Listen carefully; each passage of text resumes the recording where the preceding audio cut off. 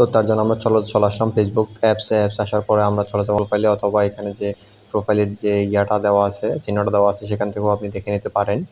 তো তার জন্য এই যে ড্যাশবোর্ডের যে আমরা একটু নিচের দিকে যাব, আমাদের এখানে যে মনিটাইজেশন সেকশনটি আছে, সেই মনিটাইজেশন সেকশন থেকে আমরা কিন্তু সবগুলো চেক করে নিতে পারবো।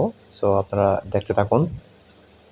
এটা হচ্ছে মাত্র 98 জন একটা ফলোয়ারের একটা পেজ। সো এই পেজেও কিন্তু আপনারা দেখবেন যে বোনাস, ইনস্টিমেট, লাইভ অ্যাড সব কিছু কিন্তু অলরেডি চলে আসছে।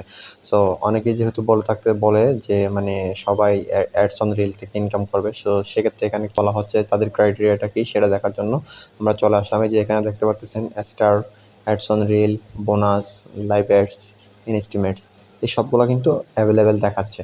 সো আমরা যদি এখানে ভিতরে প্রবেশ করি তাহলে বুঝতে পারবো যে আমাদের এখানে মেইন ক্রাইটেরিয়াগুলো কী। সো চলুন আমরা অ্যাডস অন রিলটা দিয়ে দেখি।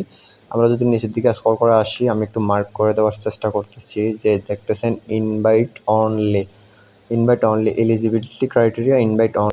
শুধুমাত্র আপনাকে যখন ইনভাইট করা হবে তখন কিন্তু এই অপশনটি আপনার অ্যাকাউন্টে চালু হবে, আদারওয়াইজ কিন্তু হবে না। সো আমরা চলুন আরেকটা অপশন থেকে দেখে নিই। আমরা বোনাসটা একটু দেখি। বোনাসের মধ্যেও কিন্তু সেম জিনিসটাই থাকবে, একটু মার্ক করে দেওয়ার চেষ্টা করতেছি। সো নিচের দিকে যদি আমরা একটু যাই, এলিজিবিলিটি ক্রাইটেরিয়া, সো এখানে দেখতেছেন ইনভাইট অনলি।